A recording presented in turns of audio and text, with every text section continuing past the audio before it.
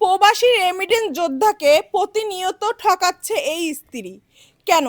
বিস্তারিত তাদের কাছ থেকেই জানার চেষ্টা করব।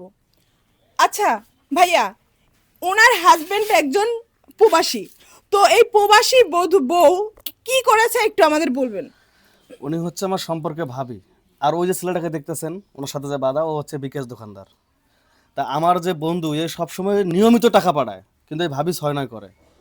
এই 6-9 করার কারণে আমাদের একটু সন্দেহ হয়। এই যে আপনি যে হাতে নাতে ধরছেন, আপনারা কি দেখছেন? মানে তারা তো কথাও বলতে পারতো, সে একজন প্রবাসী বউ যেহেতু টাকা পাঠায়, তো আপনারা হাতে নাতে কি এমন মানে রহস্যজনক কি ঘটনা দেখছেন? রহস্যজনক হচ্ছে এটাই, যদি সে টাকা পাঠায় তার স্বামী, সে টাকা তুলতে তার বিকাশ দোকানে যাবে, আচ্ছা আচ্ছা। কিন্তু চিপের মধ্যে তো যাবে না। না।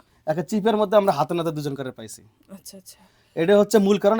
এই জন্য আমরা বান্ধা রাখছি। এখন তার স্বামীরে ফোন দেওয়া হয়েছে। এখন তার স্বামী বলতেছে যে যারা মেম্বার চেয়ারম্যান আছে তাদের মাধ্যমে বিচার দেওয়া এবং ওখান এই থেকে যে সে তালাক দিবে। প্রবাসী যোদ্ধা যে ভাইয়া, তো তার কোনো গার্জিয়ানের কে, তার মা বাবা এই যে কেউ তার মা আছে? আছে। আন্টি এদিকে। আচ্ছা আন্টি, আসসালামু আলাইকুম। আচ্ছা, আপনার ছেলে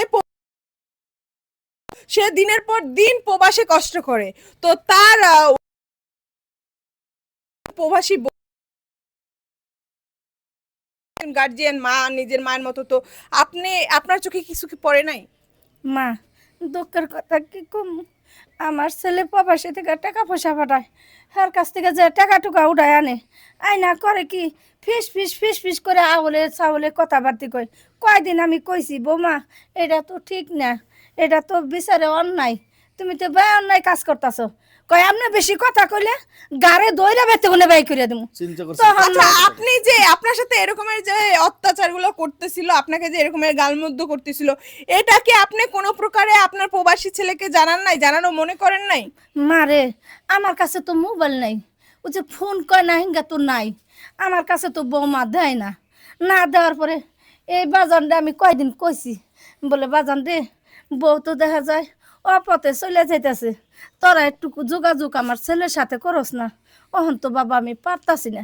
পরে আজকা আমি অজুবানে মাঝে বইছি, পরে আইছে, আবার পরে ঘরে গেছে, ঘরে যে আমার লজ্জার বিষয় কি কমু। আচ্ছা, আমার বুঝতে পারছি দর্শক, দেখতেই পেলেন যে এই যে একজন প্রবাসী ভাইয়ের দুঃখী মায়ের যে কষ্ট, সে কষ্টে কথাও বলতে পারতেছে না। তো আমরা সরাসরি চলে যাব সেই প্রবাসী বউয়ের কাছে, যে এরকম একটা খারাপ নিকৃষ্ট কাজের সাথে লিপ্ত আছে, পরকীয়ার মতো একটা খারাপ জিনিসের সাথে জড়িত আছে। তো আপু, আপনি যে এই কাজটা করলেন, আপনার স্বামী একজন প্রবাসী, সে একজন রেমিটেন্স যোদ্ধা, সে কষ্ট করে আপনার জন্য টাকা পাঠায়, তো আপনি তাকে দিনের পর দিন ঠকিয়ে যাচ্ছেন, এই মানুষের সাথে পরকীয়া করতেছেন, তো এটা আপনি কেন করলেন? না দেখেন আপু, ওনারা যা বলতেছে মানে এটা একেবারে এত কিছু সত্যি না। আমার হাজব্যান্ড টাকা পাঠায়, কিন্তু আমি সেই টাকাগুলো তোলার জন্য ওনার দোকানে যাই, ওনার ওখান থেকে আমি টাকাগুলো তুলে নিয়ে আসি। এর জন্য ওনার সাথে আমার একটু মানে একটু কথা হয়, এ ব্যতীত আর কোনো কিছু না। মানে কথা হয়, সেই কথাটা কি? সেই কথাটা কি প্রেমের? আপনার শারীরিক, আপনার কোনো চাহিদা, আপনার কোনো আকাঙ্ক্ষা, সেরকম আমাদের সরাসরি না ক্লিয়ারলি না না, এরকম বলবেন। এরকম কোনো কিছুই না। কিন্তু আমার শাশুড়ি বলে কি আমার রুম বাসার ভিতরে আসছে, হ্যাঁ আমার রুমে আসছে, বাসার ভিতরে আসছে, আমার হাজবেন্ড টাকা পাঠাইছে, আমার বিকাশের সমস্যা, আমি এর জন্য ওনার ওইখানে টাকা পাঠাইছে দেখে উনি আমার বাসায় আসছে। এখানে আপনাদের কোনো খারাপ মানে ই নাই। আপনি আপনি যতই লুকানোর চেষ্টা করেন, এখানে এতগুলা মানুষ সত্যি না জানলে আপনাদের এইভাবে হাতে নাতে ধরে এইভাবে বাঁধতে পারতো না। অবশ্যই কোনো ভূমিকা না করে আমাদের সত্যিটা বলবেন প্লিজ। দেখেন, আচ্ছা ঠিক আছে, সে কোনো পক্ষেই তার মুখ থেকে সত্যি কথাটা আমরা জানতে পারলাম না, কিন্তু আমরা যে এই যে বিকাশের যে দোকানদার, তার সাথে কথা বলার চেষ্টা করব, কেন সে এই অন্যায় কাজটা দিনের পর দিন চালিয়ে যাচ্ছে। আচ্ছা, আপনি যে এরকম একটা মানে খারাপ কাজের সাথে লিপ্ত হয়েছেন, একজন প্রবাসী বউয়ের সাথে প্রবাসী লোককে দিনের পর দিন ঠকাচ্ছেন, এটা আপনি এত বড় একটা অন্যায় কিভাবে করলেন? না, আমি কোনো অন্যায় করিনি। যে এরা যা ভাবছে সব ভুল। ঠিক আছে, এই ভাবি আমার কাছে এসে টাকা উঠাই নিয়ে যাইত। ঠিক আছে, তো প্রতিনিয়ত টাকা উঠাই নিয়ে যায়, তার সাথে একটা ভালো সম্পর্ক তৈরি হয়েছে, বলতে পারেন যে ভালো একটা সম্পর্ক, বন্ধুত্ব। ঠিক আছে, সুসম্পর্ক আর তো কুসম্পর্ক উনার দুই জিনিস। আমি বলি শুনেন, আপনারা সুসম্পর্কে থাকতে পারতেন, কেন আপনি এরকম একটা খারাপ আমি কাজে আমি লিপ্ত বলি, হলেন? আমাকে শেষ করতে দেন। কোনো কুসম্পর্ক না, সম্পর্ক সুসম্পর্কই। তো উনার বিকাশের সমস্যা হওয়ার কারণে টাকাটা সরাসরি আমার কাছে পাঠাইছে।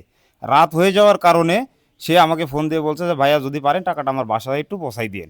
ঠিক আছে, এই কারণে আচ্ছা টাকাটা দর্শক, নিয়ে তার তার কাছে মুখে এই আসছি। একই কথা যে তাদের ভিতরে কোনো খারাপ সম্পর্ক না, কিন্তু এখানে যে এই আন্টি আছে সবাই বলতেছে এখানে খুব খারাপ একটা সম্পর্ক, সবাইকে- দিনের পর দিন এই সম্পর্ক চালিয়ে যাচ্ছে। খারাপ যদি ভালো সম্পর্ক হতো অবশ্যই মানে সবার চোখে পড়তো না এইভাবে। যাই হোক, এইখানের ঘটনাটা দেখে আপনাদের কি মনে হলো? আসলে তাদের সুসম্পর্ক না কোনো কুসম্পর্ক?